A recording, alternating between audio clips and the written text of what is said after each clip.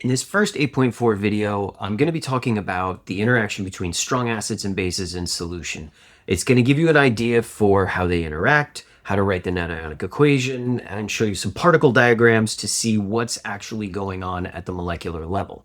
I would highly recommend getting a reasonable understanding of strong acids and bases before you get into the weak acids and bases and what an actual buffer is.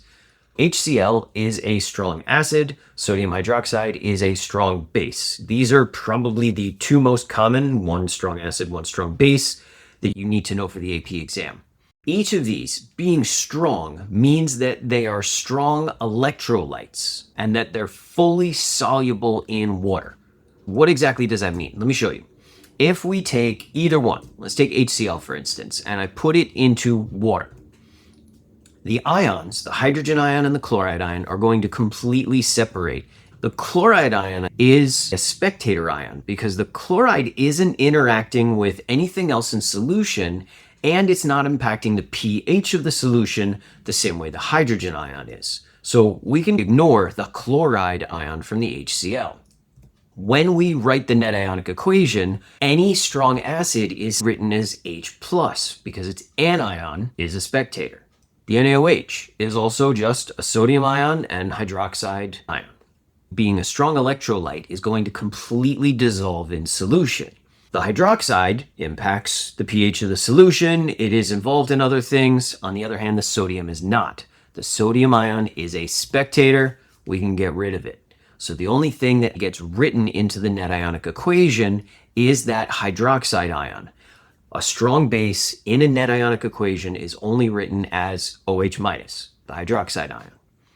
So now, when we put together the H+ and the OH-, we combine them to form water. This is the net ionic equation for the combination of a strong acid and a strong base. It does not matter the identity of the acid and base. It's always hydrogen plus hydroxide yields water. Whenever you're adding a strong acid and a strong base together, this is your net ionic equation. Before I move on to any numbers, I want to talk about the behavior of these two ions. Flipping this equation around and going back to topic 8.1, this was written as the autoionization of water, right? Water dissolves into these two ions, but it's an equilibrium where the K is referred to as the Kw. This is an incredibly small K value, which means that this equation is heavily reactant favored. Basically, any time you take hydrogen and hydroxide ions and put them in water, you can pretty much write it as a forward reaction because these two things are going to stick. This one fundamental is going to be important about understanding the reactions that occur between acids and bases in the future. Hydrogen ions and hydroxide ions stick. I'm going to be using ice tables here and particle diagrams to give you an idea for the numbers and the quantities of what's going on, but most of these questions aren't really going to be applied mathematically. I've seen a whole bunch of questions regarding find the pH when these two are combined in practice and in video, and yet have not seen these on the AP exam. If I'm wrong about that, students, please give me some feedback down below and let me know if you have or you do see these on the AP exam. But I'm going to cover these the way I've seen them assessed on the exam itself. I've got 4 moles of H+ in the ice table and in the particle diagram, and I've got 2 moles of hydroxide ions in both places as well. This is a limiting reactant problem. We've got the 1-to-1 coefficients, meaning that they're going to interact on a 1-to-1 basis, and yet we have less moles of hydroxide available. When they go to interact, only 2 of each have the ability to react. Then we run out of hydroxide. Those 2 pairs are going to form water. We can just leave them out of the equation altogether because the whole solution is water. This is going to leave us with 2 hydrogen ions remaining in solution. Anytime we combine an acid and a base together, if I've got more of the strong acid than I do of the strong base, I'm always going to wind up with an acidic solution with a pH less than 7. Because if I have more hydrogen ions than hydroxide ions when I mix the solutions, the hydrogen will always be in excess. That makes it acidic. Understanding this qualitative relationship, which one's bigger, is all you need to understand. I don't think there's going to be a mathematical calculation involved in these questions. What happens if they're equal? Hopefully you should be able to see the way this is going already. But all of them react, they all wind up changing into water. There's no excess hydrogen or hydroxide remaining. That means we have a neutral solution where the pH is equal to 7. When you evaluate these and find an equal amount of strong acid and base combined, you get neutral solution, pH of 7. What if we have more hydroxide, more strong base than we do strong acid? In this case, our hydrogen ions from the strong acid are the limiting reactant. They go together with the hydroxide, form water, and we're left with hydroxide ions remaining in solution. If you're combining two solutions where you have more moles of the strong base than you do the strong acid, you wind up with excess hydroxide and a basic solution where the pH is going to be greater than 7. This understanding of what's going to be in excess really determines the range on your pH. I do not believe you're going to need to calculate a specific pH value for these problems. To give you an example, part A, write the net ionic equation. The substances are HCl, which is our strong acid, and the KOH, which is a strong base. Strong acid, strong base, net ionic equation is H plus OH minus yields H2O.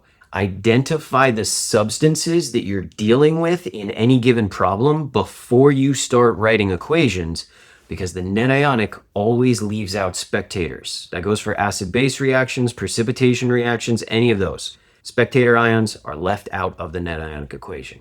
It also doesn't matter if you switch reactants, and that goes for any reaction that you're writing. As long as you have the correct information in the reactants and the correct parts in the products, your answer is correct. For part B, will the pH of the solution be greater than, less than, or equal to 7? We want to know whether this is acidic, basic, or neutral. Go through and compare the concentration and the volume. All comparisons I did a moment ago were in terms of moles. To connect the concentrations and volumes into moles, let's clearly identify what we have here for each solution. Notice the concentrations are the same. That means for every milliliter of these we put together, we're getting the same number of moles. Now we can look to the volumes themselves. I have a greater volume of HCl. Don't worry about the calculations here. Concentration is the strength. It's how much of that acid or base is in solution. Both solutions we're mixing have the same number of moles per liter in them. If we're putting in more HCl, that means we're putting in more moles of HCl. Same concentration, greater volume means more moles. Therefore, if we've got more moles of HCl, we have an acidic solution. The pH will be less than 7. This is a question with a justify your answer. I answered the question first. Now I'm going to justify it. My justification doesn't need to be my mental ramblings of how I went through and solved this problem. It should be specific to the problem itself. The concentration of hydrogen ions will be greater than the concentration of hydroxide ions in the resulting solution. Absolutely true based upon the information given to us. That's all you need to say. If they ask you for a calculation for a problem, yes, you need to show that. But there's a variety of answers that they will accept. I would highly recommend that you hone in on what type of question you're working with. If you're talking about the pH is based upon the relative concentration of hydrogen to hydroxide. That's why I phrased my answer in exactly this way. Yours doesn't have to perfectly match this, but you do need to ultimately represent that your hydrogen ions are going to be in excess. That's why it's an acidic solution with a pH less than 7. Question 2, part A, net ionic equation. A strong acid from HNO3, strong base, NaOH. We get the standard hydrogen, hydroxide, water. Done. Net ionic equations for strong acid-base reactions are easy. They're always the same. What's the pH going to be? Let's line them up so we can look at them right next to each other. In this case, here we have the same volume. However, the concentrations are different. So if I'm mixing the same volume of each one together, doesn't that mean that whichever one is stronger is going to wind up being in excess? No math necessary. If you put in more of the strong base, you wind up with a basic solution. Thus, your pH is going to be greater than 7. Why is this? You're looking for the pH. Your justification should reference the hydrogen to hydroxide concentration. We've got more hydroxide. That's why it's a basic solution. Question 3. Once again, net ionic equation. This will be a little more complicated when we put everything together at the end of the unit and at the AP exam. Will the pH be greater than, less than, or equal to 7? I'm going to show you the numbers, but like I said, I don't think that this is really necessary. We've got our strong acid, the HClO4, and the base, the LiOH. The concentration is equal to the moles of solute divided by the liters of solution. This is exactly how they give you the equation on the AP exam. You should really know this one by the time you get there. It's going to be used a great deal in AP Chem. I like to think about this, to be honest, more as C equals N over V, where the concentration equals the moles over the volume. It's written all in terms of variables, but it's more of a personal preference. If I take this equation and I rearrange it, because what we want to solve for is moles, I'm going to get the concentration times the volume equals the moles. And the moles are H plus for the acid and OH minus for the base. So let me apply that to this overall set. What we're really looking for is that ratio of moles of hydrogen to moles of hydroxide. Ratios and proportions are very commonly assessed because they allow you to express your understanding of the chemistry without going too heavy into the math, unless you're really bad at proportions, that is. So I'd work on that. How are the proportions set up in this question? Volume. We want the acid to the base. So this is in a 1:2 ratio. Notice I've got half as much acid as I have base.